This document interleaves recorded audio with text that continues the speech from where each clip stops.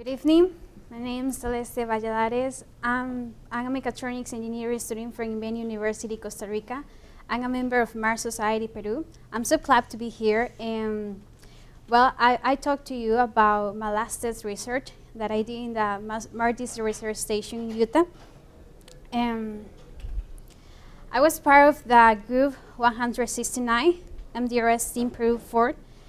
It was composed of a commander, Elizabeth Centurion, an officer, execute, Jill Moya, curve engineer, Ursula Larson, a green hub engineer, Norbert Human, a health and safety officer, Marcos Bruno, an EVA engineer, Luis Felipe, and I as a curve engineer, backup, and journalist. The MDRS is located in the desert of Utah and is an environment to simulate the life of Mars. Why did you? Okay.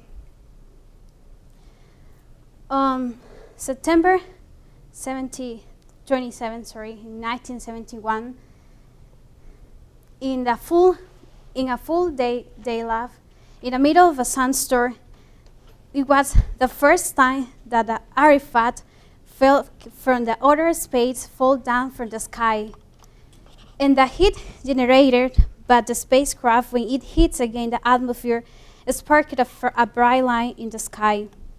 Seconds later, it was followed by a sonic boom, and the heat shield was separated properly. But something went wrong with the control system, and the parachute failed to deploy, and that device ended its trip, shattering in the Martian surfaces. Even this looks like a movie science fiction. It was real, and that cosmic device came from the Earth, and its name was Mars 2.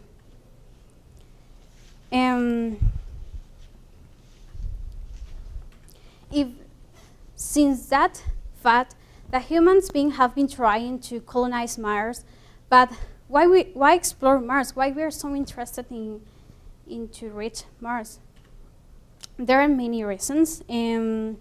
Mars have been always a source of inspiration for explorers and scientists. Robotic missions have found evidence of water,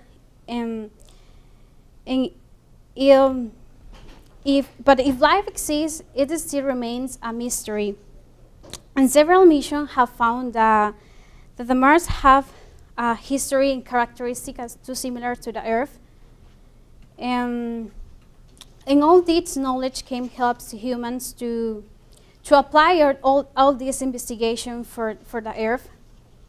But the most important reason why we want to explore Mars is because we're so curious, and this is the impulse that have taken us to reach the science, and it's a trait that has made great of species.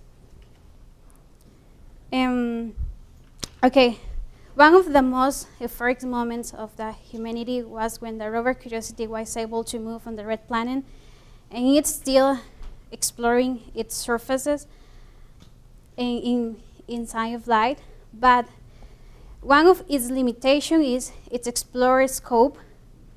As you know, the Martian surfaces, there are similar surfaces like the Earth, and it has high elevations, like the Olympus Mons, that is the solar system's largest volcano. But one of the most concerns that treating the mission right now is the discovery of unusual holes in the WHEELS rover system. And also is mobility system that is based on the Roger Bogie suspension system. It has a differential bar. It is based on the rocker in a pivot. Well, that differential helped the rover to keep the balance And what does it mean? Well, when one side of the rover goes up, the differential is going to do that the rover of the other side of the rover goes down. But this system has a limitation. There is that it can withstand a tip of 45 degrees. So it's too difficult for it to walk in uneven surfaces. For the reason is, I have the idea to create or to design a robot based on using the biomimicry. There is a science to use the nature for inspiration, and this is the mechanical design of the rover. This is the real life.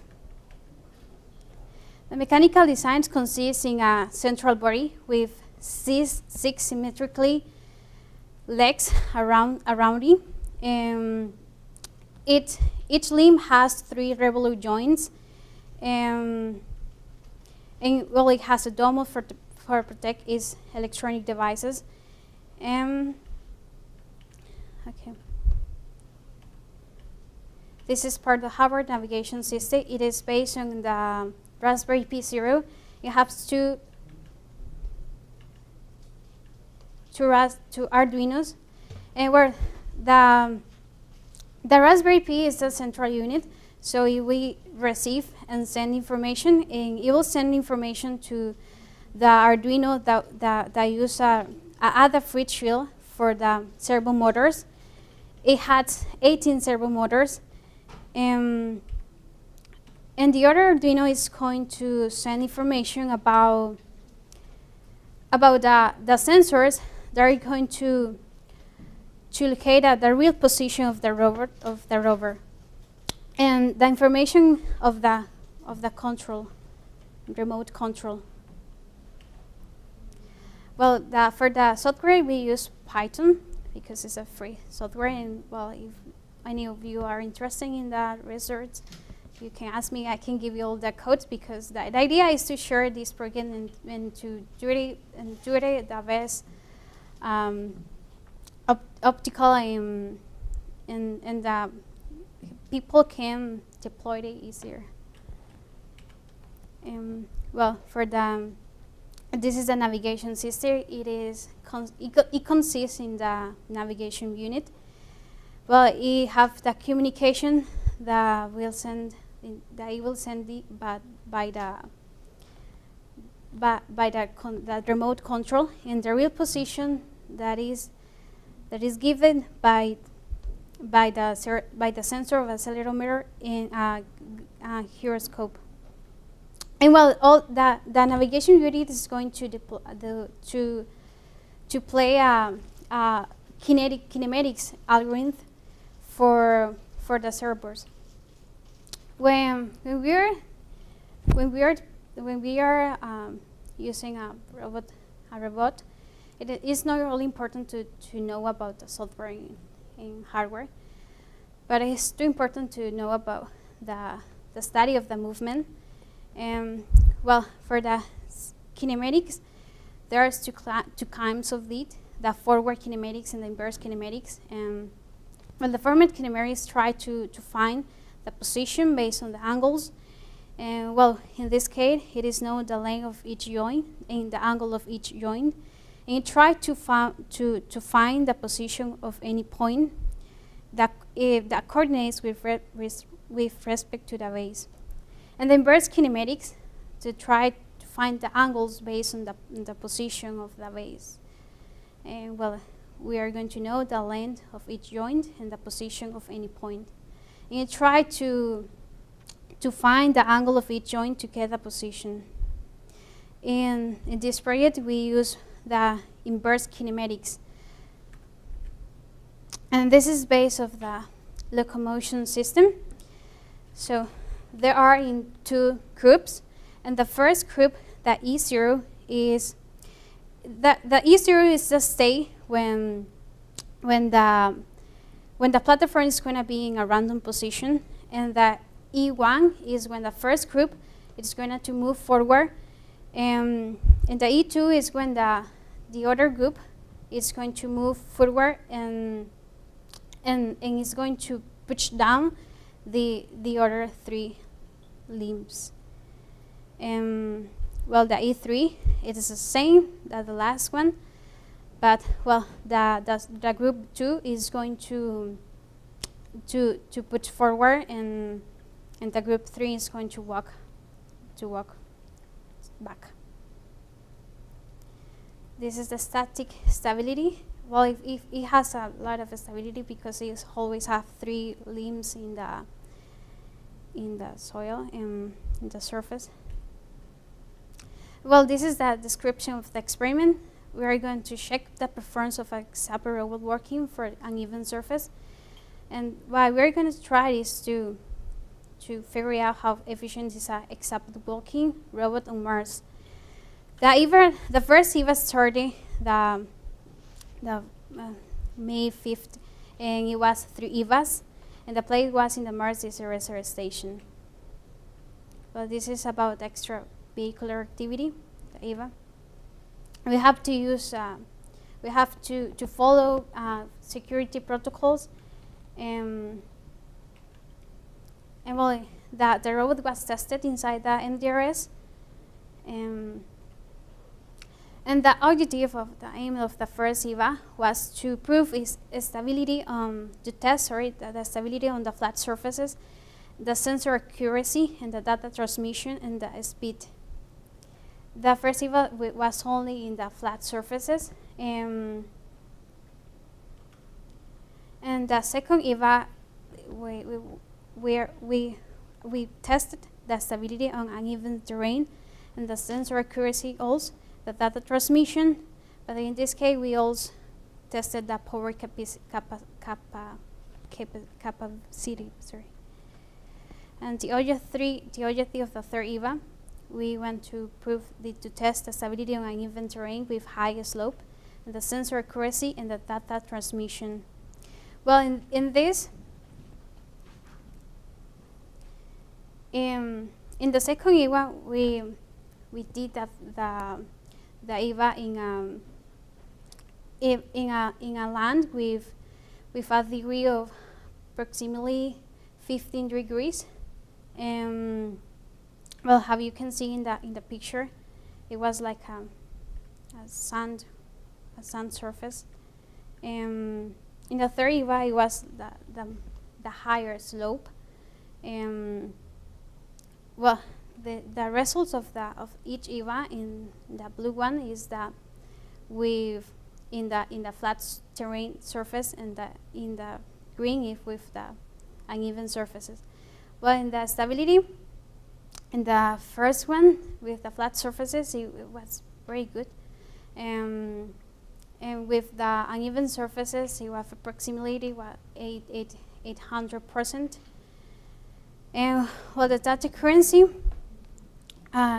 in both cases was very good, but when it was in the uneven surfaces, but the power of the energy, it was too difficult for the Raspberry Pi, the central unit, to control all the process for the heat, and it was too difficult to transmit in a current time.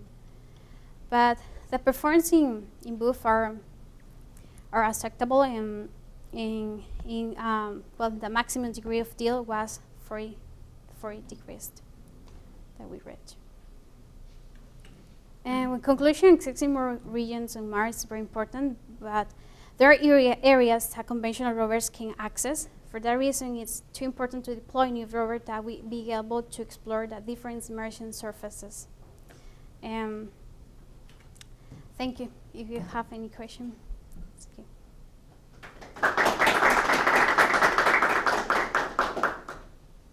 Do you have any questions? So what kind of sensor information was it getting back? Was it like, were you just giving it directional controls and it was making its own decisions about what or were you giving it? Well, I use IMU, that is like a accelerometer sensor in a gyroscope. But only for that, because for the kinematics algorithms, I will need that information for the real position, and And with the real position and the position that I desire that it will be, well, the kinematics are going to, with geometry, are going to have the final position for the rover. So it is essential when it is in the uneven surface and the rover need to be the baits need to be stable even if they are in a slope. So, yep. Would you like your hexapod at some point to, or I guess basically how autonomous would you like it to be able to behave within its own constraints, or understand, what can it understand about itself to not make a bad decision? About exactly what decision? Well, about if, let's say, for example, there's somewhere that it should not walk because it would be unable to get out or would get stuck. Is that something that you would want to have under your control or under the hexapod's decision?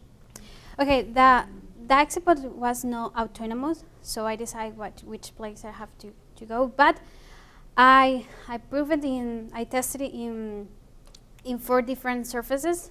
Well, it is the surface of the Mars 0 station, but the idea is that if he could walk in that terrain, it is possible that he could walk in more uneven surfaces. Yeah. Anyone have any other questions? When you're doing the high slopes, how did the legs handle areas that were particularly loose, like sandy, that were as more consolidated? Where they, I don't know, with the picture here.